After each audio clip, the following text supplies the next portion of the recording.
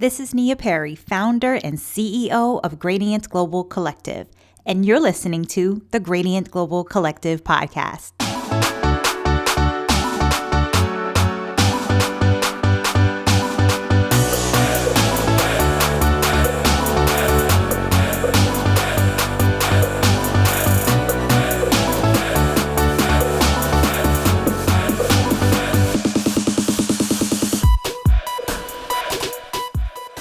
Welcome back, dear listeners. Are you having a difficult day? Are you afraid you won't be able to push past what seems to be mounting difficulty with your business? Or are you just maybe frustrated in your current work environment? Well, we've all been there. I've certainly had my share of what seems to be insurmountable challenges, especially when it comes to being my own boss, if you will, and being on this journey as an entrepreneur. But the great news is that you are not alone. You're certainly not the first, and you will not be the last. And our next guest studied many successful professional and entrepreneurial Black women that have made many strides. So be sure to listen closely, and I guarantee you'll walk away with more encouragement and more empowerment than when you first started listening to this podcast. So Kathey Porter is a Supplier Diversity Director and consultant for government, higher education, and corporate entities, an expert on small business development, supplier diversity, and entrepreneurship. She has been an adjunct business professor for over 10 years at several colleges and universities, including at Virginia Tech's Pamplin College of Business, Savannah State University, Savannah College of Art and Design, Strayer University, Columbia College, and University of Phoenix. Kathey was previously a marketing executive in the beauty industry, working on multicultural brands for companies including Carson Products, Revlon Professional, and Colomer USA. She has owned and operated several small businesses and founded BizFab Enterprises, a multi-platform media initiative focused on the development of content, communications, customized networking events, and continuing education programs that connect women entrepreneurs to opportunities. Hallelujah for that. More recently, Kathey founded Porter Brown Associates, a strategic business consultancy focused on small business development and service provider for federal and corporate entities. Welcome to the Gradient Global Collective podcast, Kathey. Thank you, Nia. Thank you very much for having me. Oh my goodness, you are very welcome. You are clearly a lady after my own heart, and I cannot wait to dig in, okay? Yeah, absolutely. Let's do it. Let's do it. All right. So one of the things that really compelled me to speak with you, Kathey, is your book, $50 billion Boss. I was just so excited to even find that content, that something like that was already out there, which really excited me. So tell us a little bit more about it. And what does billion dollar boss mean, and what inspired the book? Well, just hearing you say that you were excited to see something out there that existed, that's how I was when I first started this project. I began this project in 2009, if you Okay. can believe it. Okay. And it was really through my research. I was trying to find a business opportunity for myself. Okay. And I just started seeing the research about women entrepreneurs. And at that time, they were really starting to publish data that looked at entrepreneurship by demographic. And I was really amazed at the entrepreneurship levels of African American women. Mm-hmm. But I could not find something that had all of their stories. I'm a big history buff, and I'm always Okay. looking for the stories behind the scenes. Yeah. And so there was nothing out there that really told how certain people made it big. And so I thought, I would love to have a resource where I could see these African American women and how they did it, how they made their money, what was the turning point and the catalyst for their success. Yeah. And so I couldn't find anything. And the more I started researching, I started looking at women and looking at famous women and African American women. And I said, well, this could possibly be a book. This could be a Yeah. project that I would be interested in. And Yeah. I just started working on it. And I really I can't say that I started out with ambitions to be an author. I had no aspirations to be an author. I tell anybody that I'm talking to that I'm an entrepreneur to my core, Mm-hmm. and so I was really, this book was a need in the market, and I just Mm. happened to want to fulfill it. So it Yes. was not out of a desire to be an author or any type of literary, have any type of literary career. It has emerged as a second career for me, but Mm. that was not the initial intent. Mm-hmm. Do you have intentions on writing any more? Actually, I just got a new book deal, and so I'm. What? Congratulations. Thank you, thank you. Yes. I'm working on my second book as we speak, and so it's Awesome. scheduled to be released early 2018. Wow, congratulations. That's awesome. Is it related to the same sort of subject matter? Well, of course, it's going to be a business book. If Okay. that's my wheelhouse, and Yeah. I thought it might be an extension of the first book and Mm-hmm. maybe a volume two or what have you, Okay. because since the book has come out, I've met so many Yeah. amazing and dynamic women. Yes. And there are so many platforms now that are bringing these stories to the forefront. And there's a whole movement Yeah. behind women of color and, Mm-hmm. businesses of color. But the publisher wanted to go in a different direction. They Okay. wanted something that focused more on what I do during the day.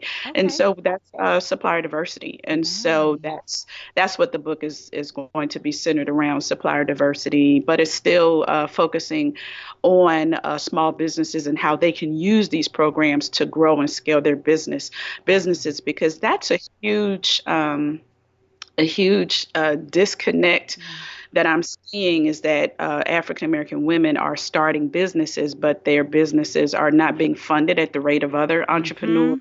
And Mm-hmm. it's because businesses are not scalable. They're not always, I won't say all the time, but many times they're not scalable models. And Okay. the way to grow and scale a business, you have to have a high volume customer.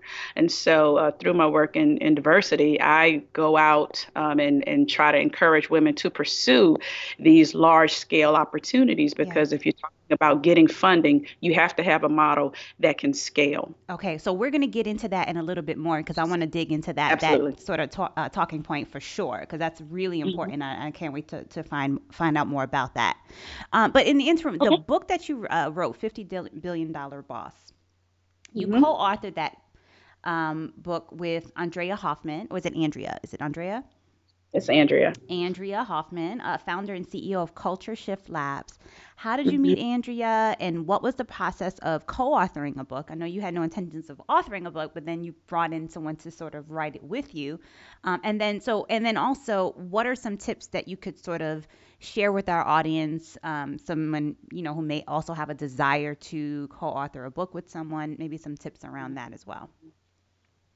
So the book, co-authoring with Andrea, as an unpublished author, as new into this space, it's really difficult. I have to say that I went the very difficult route. I Okay. went trying to find a publisher. This was not a book that I wanted to self-publish, and there's nothing wrong with self-publishing, but because this was a business book Mm-hmm. as well as a biography, I wanted to have the backing and support of a major publisher. Okay. That was very important for me, and it was very strategic in that I wanted to be taken seriously as a business author. Sure. And so I, even with that, though, I was not necessarily getting the interest that I needed. And so I knew of Andrea's work Okay. in this, and we just had an introduction. A mutual friend introduced us on LinkedIn, Okay. and sent the information to her, and she liked it. She Okay. said something that I think the publisher would be interested in, and Okay. it just happened to work. And so uh, when I talk about me starting this project in 2009, Mm-hmm. I say that because during that time we didn't get published until 2015. Okay. So I sent it out to many publishers and didn't get any type of response. But during that time, it gave me an opportunity to really hone in on the message of the book, hone in on the marketing plan for the book. And so, all of those things, when the opportunity came about to get it in front of yet another publisher, I was ready and I was prepared. Mm, So, when they asked me, how are you going to market this book? I already had a plan in place. How are you okay. going to do this with this book? I was able to answer all of their questions. And so, because Andrea and I had a like minded interest in this subject, Hmm. and she had the strong connections having already published the book with Hmm. the publisher, Okay. it just became a great fit. Oh, awesome. Okay, so how does that work? Do you have the completed content and then you sort of shop the book? Is that how that works? Or do you sort of pitch the idea along with the marketing plan and how everything will be done? Or is it a completed project and then you sort of take it to shop around? How does that work? No, I didn't have a completed project Okay. because once the publisher saw it, I had a very significant outline of a project. And Okay. so the outline was the chapters and the Okay. potential people that I would be interested in speaking with in the book. Okay. But interestingly enough, the publisher, when I sent her the outline, she said, "Well, and I initially the book started out with all famous women. So it was women that we knew, Oprah, of Mm-hmm. course, Sure. Tyra, and but those she said those are stories that we've heard before. Sure. They're great stories, but their perspective is not necessarily unique. Sure. Why don't you look for women that have successful businesses that people have not necessarily heard Yes. Okay. of?"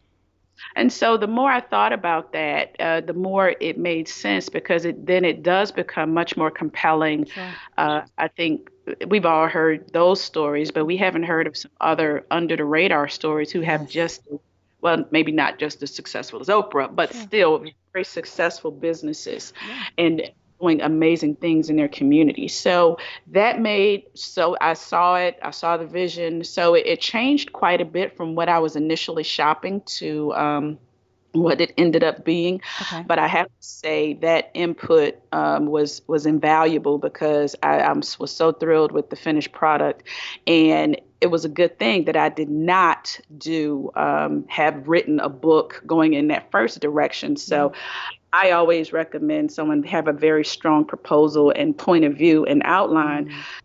can take because it may change once an editor, a professional editor who really knows the marketplace, once they add their perspective, they may change it and put a different spin on it. You don't want to spend a whole lot of time Yeah. changing and having to go back and change it. Also, I think authors get really attached to what they've written, Sure. and when an editor comes in, especially if you're going the publisher route, they have a different take and a different perspective, and it's very difficult to work with an author who's inflexible and doesn't want to change.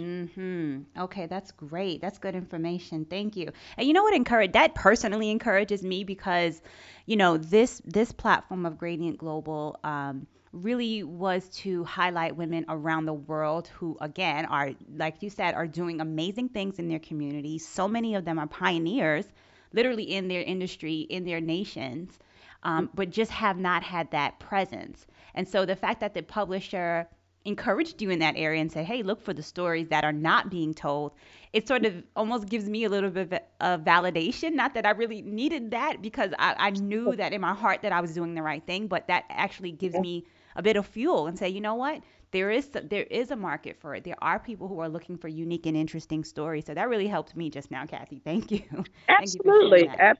Absolutely. Now, I will say that for just as many yeses and positive Yeah. feedback that I did receive, I got the same amount of no's and this will never sell and all Mm, of.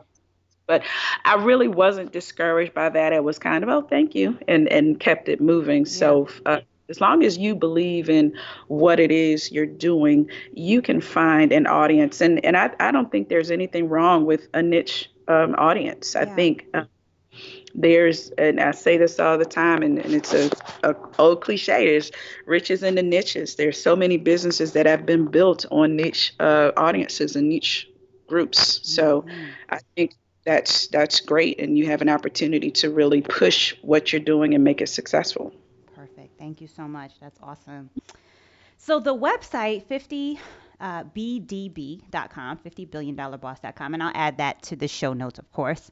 It makes mention of, I think it was maybe an article that you had been interviewed for, or something was noted that makes mention of what you refer to as a second Black Renaissance, Yes. noting the tremendous growth of African American women-owned businesses and the percentages. And I've seen sort of fluctuation in these particular numbers, but you have 296% growth of African American women-owned businesses from 1997 to 2014. 296%, with nearly $50 billion in revenue, hence the title $50 billion boss.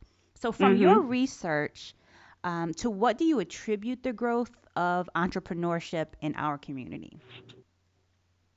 Well, I think it's just a manifestation of trying to have more independence and more control over your livelihood.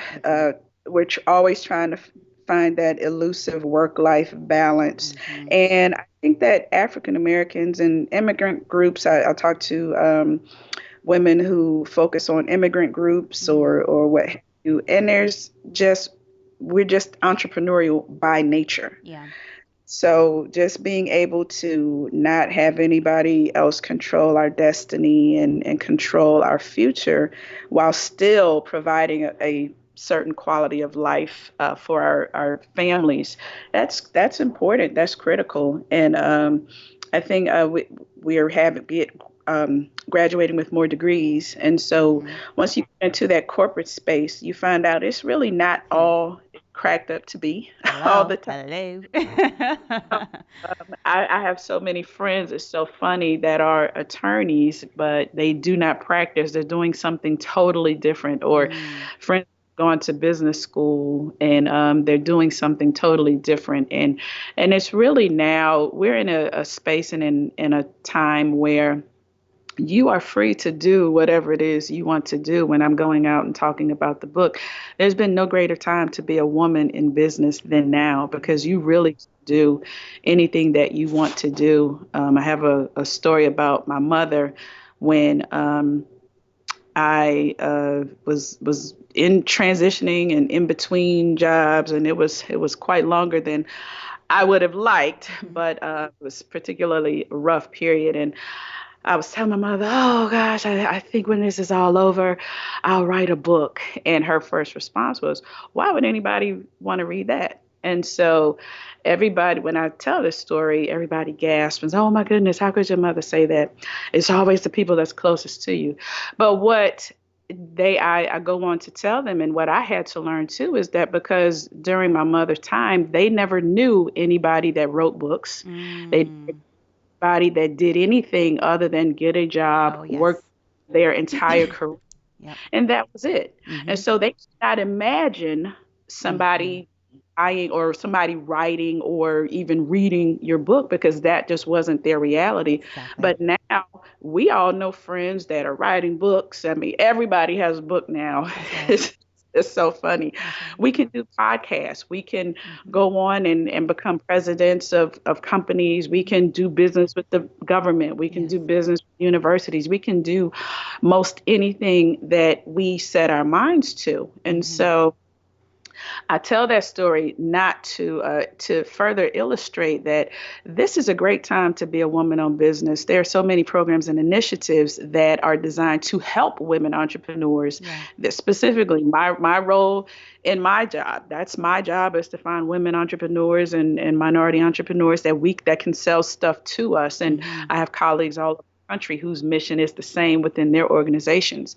So that has never been the case. And now we're seeing that. And it's really up to entrepreneurs to understand those vehicles and use those vehicles to their advantage. Sure. And that's one of the reasons why I stay in my job, because I still feel like I am a catalyst and a gateway to opportunities and making people aware of these opportunities. Awesome. Well, thank you for being that catalyst. It's needed and appreciated.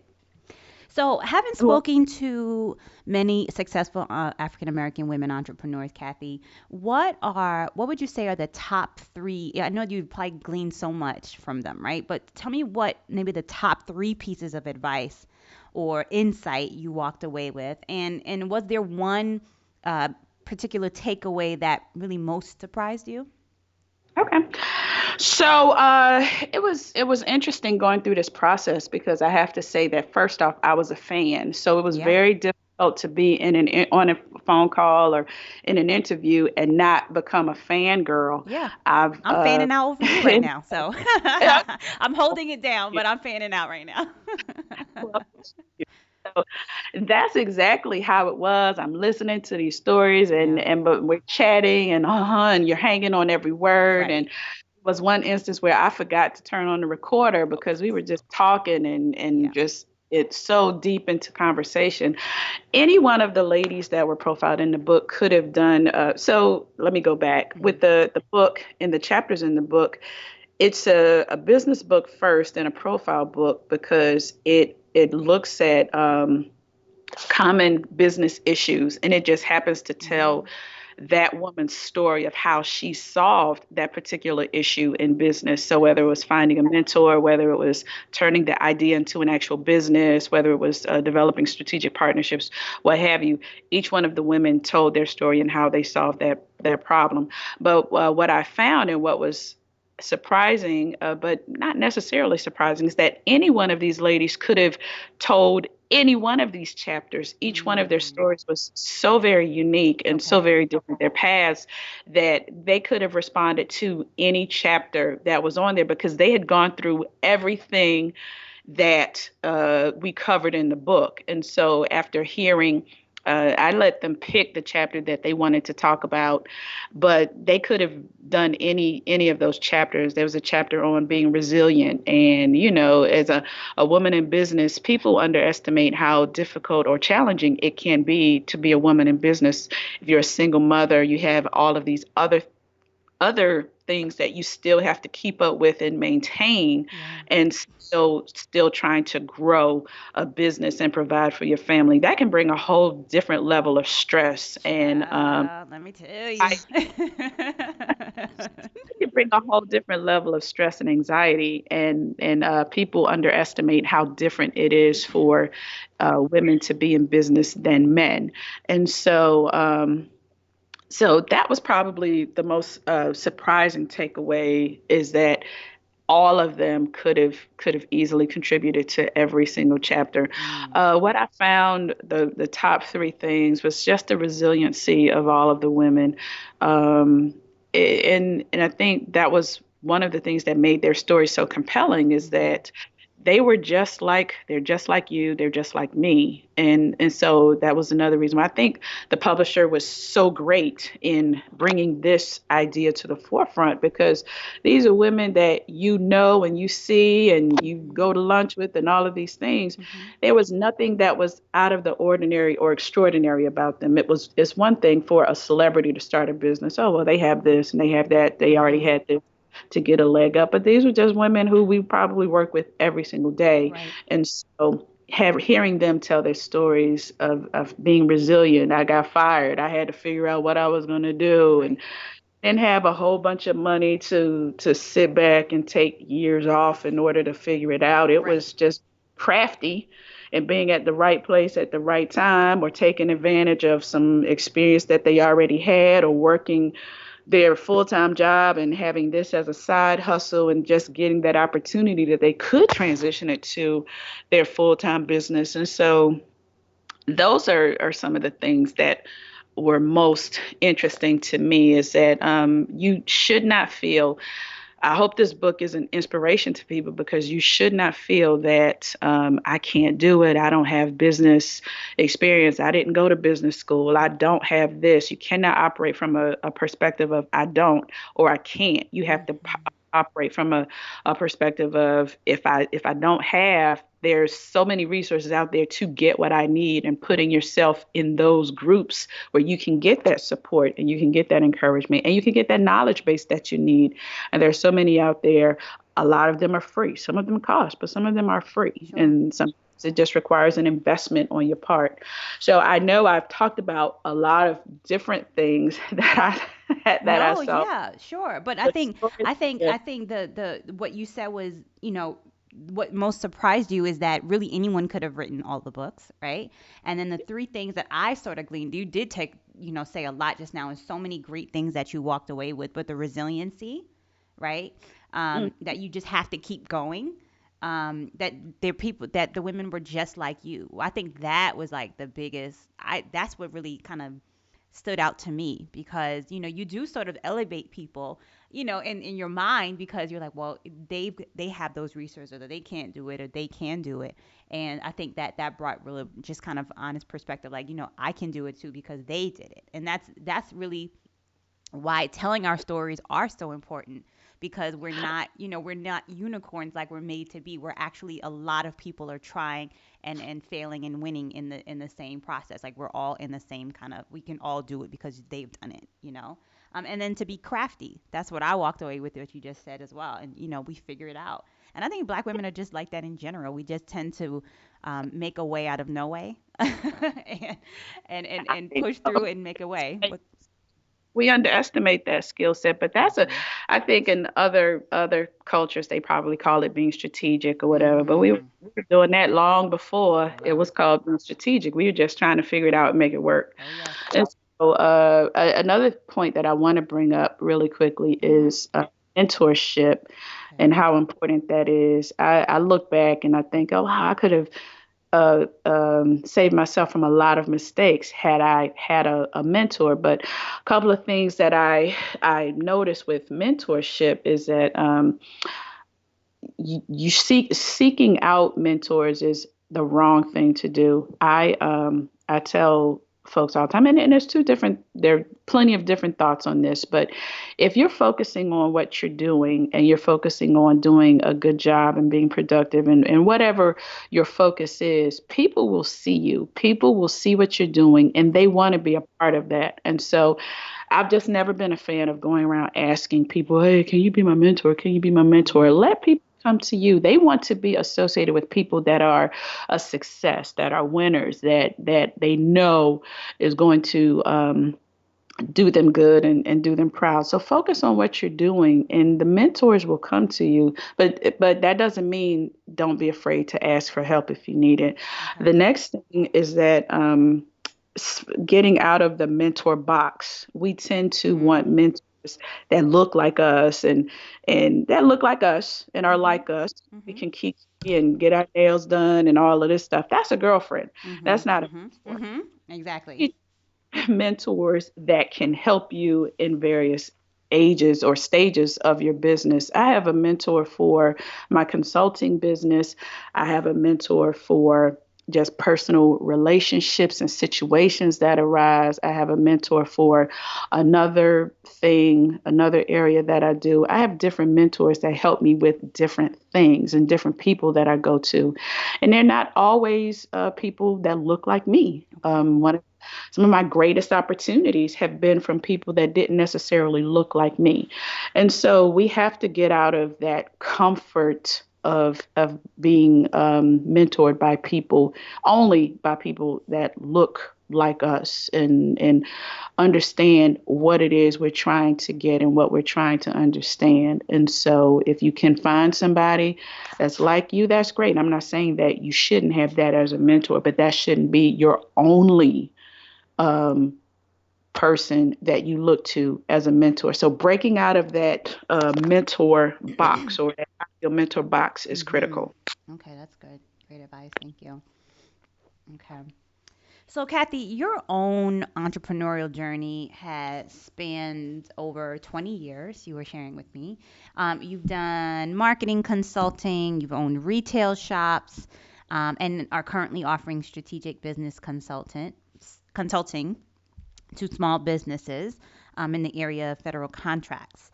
What has inspired you to keep on the path of entrepreneurship, and how does that work? You mentioned that the book sort of you were looking for, you were sort of inspired Mm-hmm. Right. So tell me, how do Yes. you seek opportunities? Do you see them as things that you see where there are gaps in the marketplace, or sort of what's your strategy around, an entrepreneurial venture?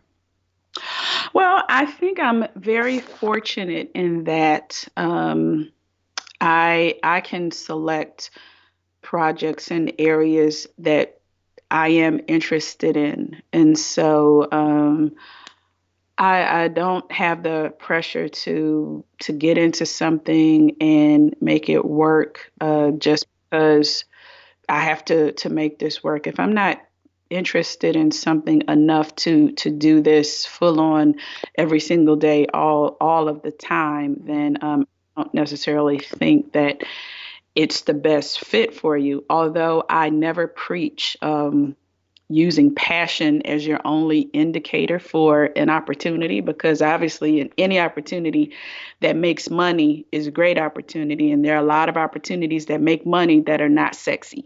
Exactly. But if it's making money, then it becomes very sexy very quickly. Hello. So I'm in a unique position in that because I do have my day job, it does allow me or give me access to a lot of different things and a lot Mm, of different ventures. And so that could be considered a bunch of different side hustles, if okay. you will. Yeah. Um, so right now, that's what I'm inspired by. I am inspired by what interests me and Hmm. what's intriguing at the moment. I do, obviously, as an entrepreneur, you do look for gaps in the market and opportunities to fill that gap. I'm not always interested in opportunities where there are a lot of competitors or there's no real path to scaling the business. Okay. That's not an opportunity for me because it's going to be too difficult. And if you're not first to market, then first or second even, then you may as well try to figure out something else. I look for opportunities that address a niche audience. I Okay. don't have a problem with that. It just has to be a good opportunity where all of the indicators show that this could be very successful. And it doesn't necessarily have to be a high volume business. It Okay. can be a moderate business opportunity, but Okay. it could be a good fit for that entrepreneur. Right. So that's something that I'm thinking about is putting a group together that can go in and invest in businesses and possibly turn them around and take an ownership stake in the business. And that's something that I have an interest in because I get approached a lot about what from people that have businesses and are just floundering or not sure what to do Mm-hmm. and how do I figure this out that might be looking for a business to business opportunity. I tell every entrepreneur you need to have a business to business strategy with your business. You need to find a large scale customer that you can sell to. Hmm. No matter what your business is, you need to find somebody that you can bring in another stream of revenue from. And hopefully, it is a large scale consumer rather than just an individual consumer because the retail markets are so fickle right now. You Yeah. don't know from one to the next. And we're seeing stores Oh, yeah. close all the time. So Definitely. if your business relies solely on that, then you're putting yourself in a position that you cannot win if you're Mm. basing it on customers, on consumers. So what if you So have a B2B? I'm sorry. developing a business Mm-hmm. strategy. I was developing a business to business strategy is one of the things that we do with the Porter Brown Associates. And that was one of the reasons why I started it because I was getting so many people asking about that. Yeah. Okay. So do you also feel like it should go the other way as well? So if you are maybe a B2B entity, should you be looking to, maybe have that more that B2C line where, individuals can sort of buy in a sense? Absolutely. Okay. If that is you're able to do that with your business, and Yeah. so I'll use my consultancy as an example. Okay. We have a side of the business where we help We help corporations and agencies that are looking to connect with small businesses or help them develop a diversity strategy. Mm, But also, I take on individual clients to help them connect with um, agencies and corporations. So whether it's getting certified mhm. or understanding the certification process, identifying local government opportunities and state opportunities as well, because I did work for a local government at one time, Okay. and understanding those opportunities and those requirements to do business with them as well. And not every entity is different. Every entity has a different level of requirement. Hmm. So I do have a individual consumer focus as well. So Okay. we run the gamut with who we're talking to and who we're touching, but Hmm. each one complements the other. Okay. Okay. Awesome. So tell us about BizFab Enterprises. And I know you've decided to now try to transition that to a nonprofit. Like, what was the thought process with that? And then just tell us a little bit more about BizFab Enterprises. Yeah. So I started that when I was in Virginia. It was really at the time that I started it, I was not absolutely sure what I wanted to do. I Yeah. liked the name. I went ahead and just registered the company. Okay. And then I had the opportunity to put on a conference and do an event. So the event was very successful and went very well. We were did a couple of events in other markets. And then I ended up moving to Florida. Hmm. And now my focus has shifted a little bit. The market has become uh, I won't say diluted, but I will say Mm. saturated with events now. Yeah. But everybody is there's a renewed interest in reaching women, and people have resources and connections and trying to pull together their own resources. And so, I mean, putting together an event is not rocket science, and if it's successful, people are going to do it. So I've seen that the market is saturated with that, so I didn't want to put on yet another one if I couldn't have a very distinct point of differentiation. So I have thought about what can I do with that, and that's where I decided it might be best to transition this to a nonprofit, because then we can go after grant money Yeah. and secure partnerships through organizations that have funding that want to target women and girls and entrepreneurship training for women and girls. And so this going after grant money will allow us to expand the focus and do more teaching opportunities and more workshop and clinic oriented. So uh, clinic oriented things, which is then really more of an activation point than Hmm. just putting on a conference. Although I love conferences, I think they're great and unique in that they provide that intimate networking opportunity, Yeah. but it's just so many of them. So I know. I've just evolved what I'd like to see this be, and trying to do something more where we can actually activate something and Mm. impact individually and on a more intimate level than just a conference and then okay, have fun, thank you for Right. coming, good. So that's my thought behind that, and Sure. so that's what we're doing now. It's in the process. I'm waiting to get the final approval, and then because I've worked at universities for almost 10 years now, I can leverage the resources of a university for the academic aspect, as Wow. well as teach myself, because I've been an adjunct instructor for over 10 years. Okay. Hmm. Wow, that sounds very smart and very strategic, and I love the direction you're going with it. So you are quite a busy lady, as we've heard. But in addition to your entrepreneurial ventures, you are also, as we mentioned, director of small business and vendor diversity relations at the University of Florida. So if you don't Yeah. mind explaining that role, and also how can small businesses sort of position themselves to do business with larger corporations?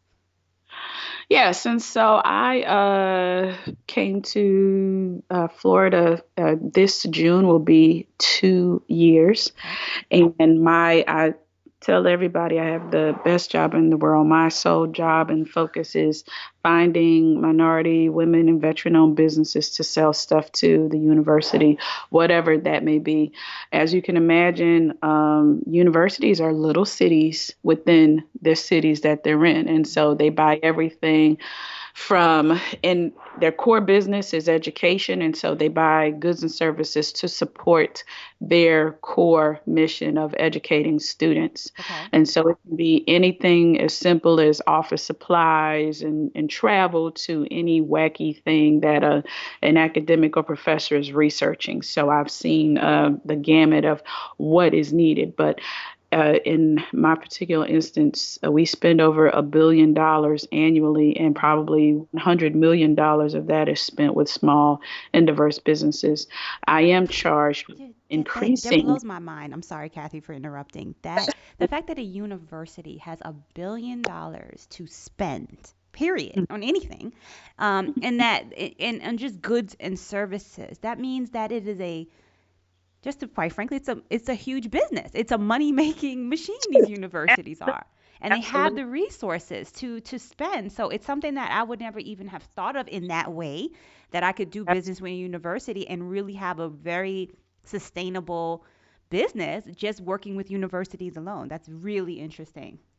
Absolutely. And, Yeah. and I think that's what drives me to stay, because people don't realize the opportunities that exist with universities. Now, we'll Yeah. say it's not always the easiest path, Right. but I see many companies that do business with us that the university is a large part of their business. And so my personal goal is to bring as many people of diverse businesses into this mix as I possibly can. And we've been very successful since I've been here in bringing, at least introducing the opportunity to a lot of businesses, whether they decide to pursue them or not.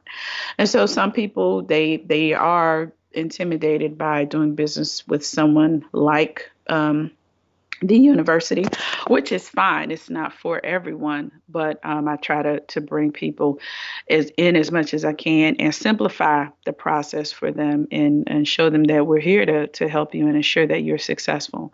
Um, so that's the reason that I stay here. I think that the other part of your question was how Mhm. can people position Mhm. themselves to Mhm. with organizations. I will say first and foremost, look on their website and Okay. seek out their supplier diversity. See if they have a supplier diversity program. Okay. It's the first point of contact. Supplier diversity or procurement. If you go to their procurement or purchasing website, Mhm. if you don't specifically have a supplier diversity program, go to the purchasing or procurement website, Okay. because that will show if they have a small business type program. Okay. Most diversity programs are housed within the purchasing and procurement department. I'm a little different here, which was one of the reasons why I was attractive, in that I'm not housed in purchasing, I'm housed in business affairs. And so I report to a vice president of business affairs who handles everything that is not academic, which means everything, his reach is far and wide across the university. And Okay. so I have access to all of that across the university, which means I can advocate a lot more Mm. small businesses to do business with the university. Sometimes when you're in a purchasing department, price will rule out. And Okay. so I advocate, and price is not always a factor for us when we're trying to increase our numbers of doing business with diverse firms. Hmm. But also another thing is understand what you do. Be very clear and very specific about what you do. No, you don't do everything and anything. You have a special focus. Your business has a core business that you do, and that you core function that you perform. Focus on that as a way to get into the door. And then if an opportunity arises to expand your business and do something else, then do that. It's always a red flag when a vendor says, I do everything. Mhm. That's because that's not feasible. It's not possible. Right. Other thing I tell vendors is understand what the organization buys. Mm, If you are a daycare provider and you're trying to do, how can I do business with the university? You can't. We don't buy their service. okay. Uh, you need to understand what it is that your potential customer buys. It doesn't make sense to try to sell them something that they don't buy or need or want.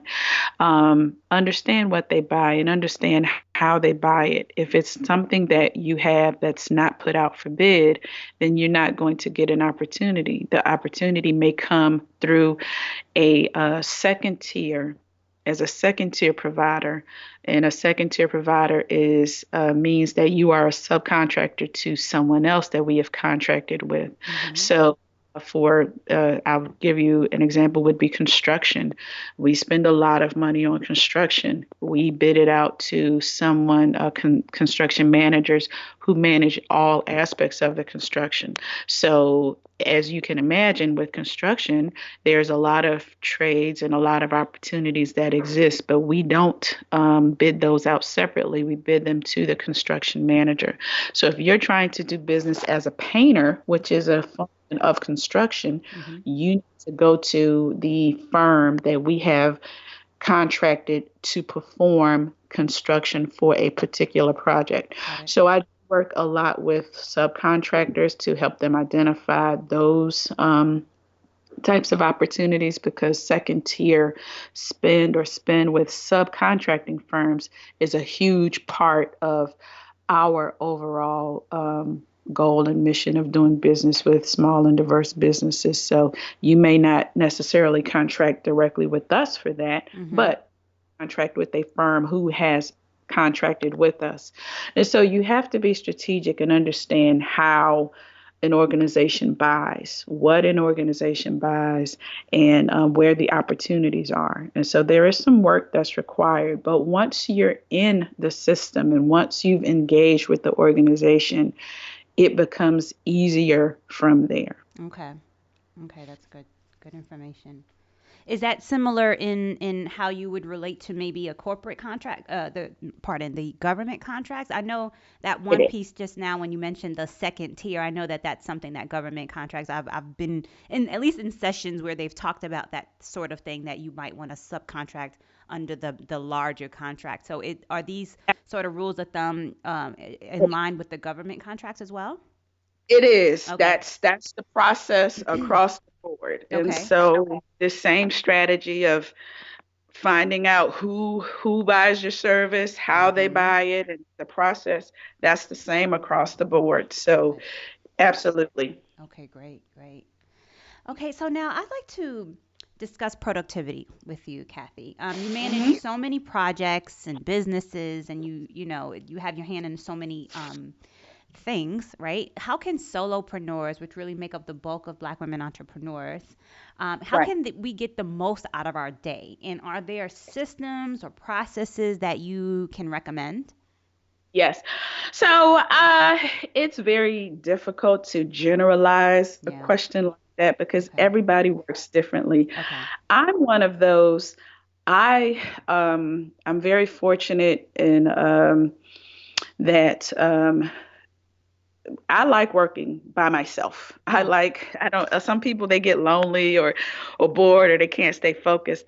I love working by myself. Even when I'm in my office, I can close my door, turn on the radio, and just bang out whatever it is I need to bang out. So I don't have a problem with that. Okay. I think that setting clear boundaries about what your how your day is spent is critical. So I never, excuse me, if I can avoid it, I never take meetings before 9 o'clock, Okay. and I definitely don't take meetings. I try not to take meetings after 5 o'clock. Okay. And so that's just my day. If I can avoid it, there are some things where I might have to be at a breakfast event at 7:30 Hmm. or what have you, but I try not to. Um, During the evenings when I leave work, that is my time Hmm. to work on my own projects. Okay. So In the evening, just dinner and kids and get them situated. Then I am on my computer in the evenings. I am very mindful about organizations and activities that I'm a part of because, as you can imagine, we're all very active in our communities and in our churches and Mhm. schools and what Mhm. have you. But you can't do everything. And so Right. I'm always amazed when I'm with a group of women and they're saying, "Oh, I'm so busy. I'm so busy. I'm so busy." And I'm like, "Why?" Mhm. And Mhm. so Mhm. I have my work, my day job. I have my outside projects. My son is on a travel basketball team, which requires me to make my keep my mind clear for that. I have a daughter that's in college. She's Mhm. a junior in college, and I have to be clear for that. So anything else outside of that is almost secondary. Okay. And so sometimes you just cannot participate. And I don't want to participate on groups if I can't give 100%, and if Yeah. I know that that's just not where I am right now. And it doesn't mean I won't make a donation or do something else. It just means I can't be the one to be physically on the ground. Mhm. And recently I've made a renewed effort to really dedicate my focus on building my consultancy, which Okay. means I have to be very focused on that business and what I'm doing there, which means I can't do a lot of the things. I get asked to be on boards and Mhm. to do Advice. things all the yeah, but Uh-huh. I I just have to say no. And Yeah. but I think it works for me because it does allow me to focus on those things that are really interesting to me, that are compelling to me, so that Okay. I can actually add value to what it is I'm doing. Sure. Sure. So I love the setting the clear boundaries. That's sort of really the bottom line of what you're saying. Just making sure that it is not outside of the realm of what you need to do at this moment. What's important, most important to you. Right. Yeah, and I mean, we all want to be on. I serve on a lot of committees, and Okay. I have to limit that. Yeah. So you have some things you just can't do. There's only one of you. Right. We have to realize that as fantastic as we are, we're not super people, Yeah. and so it's okay to say no. It Yeah. doesn't mean that it won't come around again, That's true. but you have to be clear on what your priorities are. And I've just always been very clear on that for me, and it's worked for me. Okay. Okay, great. Well, thanks for that info. And you just mentioned you had two children. You have a son and a daughter. So, of all the rich knowledge that you've learned from, all of your amazing experience personally and professionally, what have you passed on to them in reference to maybe entrepreneurship specifically? And do they have entrepreneurial aspirations at this point? My son, sometimes I see glimmers of it Okay. every with each of them every once in a while. Yeah. Um, every once in a while, with, I mean, my son is 11, Okay. so it's Mm-hmm. very difficult to say, is he a hardcore entrepreneur? He likes the money aspect, so Yeah. he's always trying to find something in his room to Yep. sell and what have you. So, I like that. Mm-hmm. My daughter is probably has less of an entrepreneurial spirit, but she's very strategic in what she's doing and what she's trying to do. So, what her plans are for the future. So, I can see my influence in her that way. And she Okay. just secured internship in California, which I'm very excited about. Nice. But she was very strategic and focused on what she wanted to do, and she was selected out of hundreds of people that applied, and so Nice. and see that focus in Yeah. her. Okay. So will it manifest itself in an entrepreneurial way? Hopefully, Okay. but long as she's doing what she wants to do and she's happy Yeah. and she can provide for herself, Right. I'm happy. Exactly. Okay, great.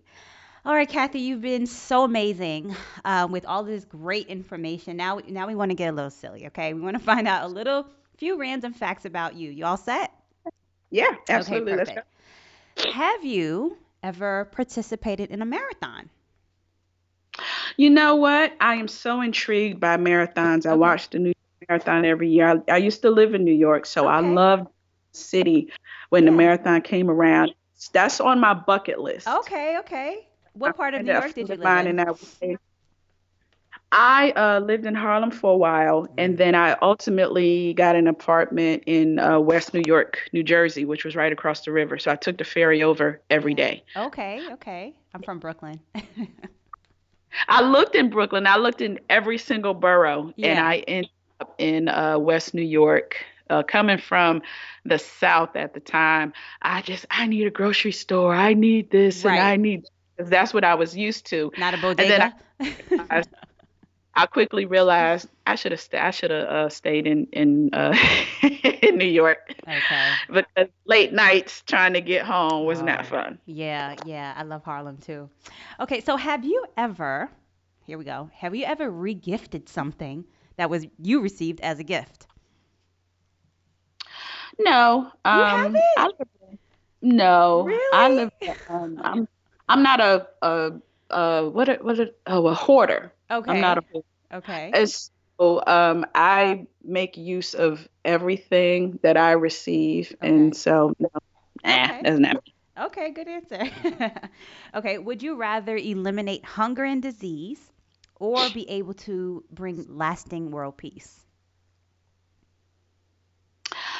Well, I think lasting world peace would be a goal to shoot for because if people are peaceful, then we're all focusing on solutions to hunger and disease. Very good. Okay. Would you rather be stranded on a deserted island alone or with someone you don't like? Oh, easy alone. Okay. I'm okay with my own thoughts. Okay, okay, wonderful. Oh, you did say that. You like working alone, like being alone. Okay, cool. All right, here's an extra silly one. Okay. I don't know if you have a piece of paper and a pen, but if not, I'm just gonna really, really slowly. You have to say this 3 times fast. It's a doozy. Mhm. Okay. Fred fed Ted bread, and Ted fed Fred bread. I'll read it one more time. Fred fed Ted bread, and Ted fed Fred bread. Go. Ted fed. You okay? So I will tell you. I completely forgot what you said. Okay, that's there, Just this means fast. absolutely nothing. Okay, go ahead. Fred bread. Fred Ted bread. I think I said the same thing twice. That's all good. Close enough, Kathy. Close enough. I'll let you off the hook on this one. We're running a little bit over, so Thank you. Thank you. thank you. Oh my goodness. So where can people connect? I thank you for humoring me. Let me tell you, I always like to just bring a little bit of a little laugh to the situation. I think it breaks it up a little bit. All you ladies are so amazing and so brilliant. I like to have a little Definitely. fun. I'm just not one of those. I'm the worst with tongue twisters and Are you? jokes, and so I never try to tell jokes at when I'm doing talks because I will mess up a joke Will in a minute. So that's not my thing. I'm gonna Okay. say that for the comedians and the professionals. Got you, got you. Okay, awesome. Well, Kathy, how can people connect with you? Maybe some of your social media handles, and then also where can listeners purchase your book, $50 Billion Boss? So the book is available at any bookseller Okay, or any online retailer. okay, So Amazon, yeah, Barnes and Noble, Walmart, okay, anywhere books are sold okay. is where you can find $50 Billion Boss. 50 BDB is our website. Mm-hmm. And my the social media handles, I have personal social media handles and social media handles for the book. Okay. So if you go to at 50BDB on Instagram, Yeah. um, Facebook is $50 Billion Boss, and then Twitter is 50BDB. You can find information about the book. And then personally, it's Kathey BizFab on Twitter, and then Kathey Porter 50BDB on Facebook. Nice. Kathy, thank you so much. I just want to extend my deepest gratitude to you for spending a bit of your valuable time with me and the Gradient Global Collective podcast listeners. You truly do exemplify the innate brilliance and moxie of Black women entrepreneurs globally, and I am honored to have gotten to know you just a little bit. So thank you so much for being so generous with your time and information. Well, thank you so much for having me. The sentiment is mutual, and I'm so excited for what you're doing and providing women this platform and making sure that our stories are told and shared. So, thank you for what you're doing. Thank you. Thank you. Thank you for listening to the Gradient Global Collective podcast. Follow us and talk to us on Instagram @Gradient Global.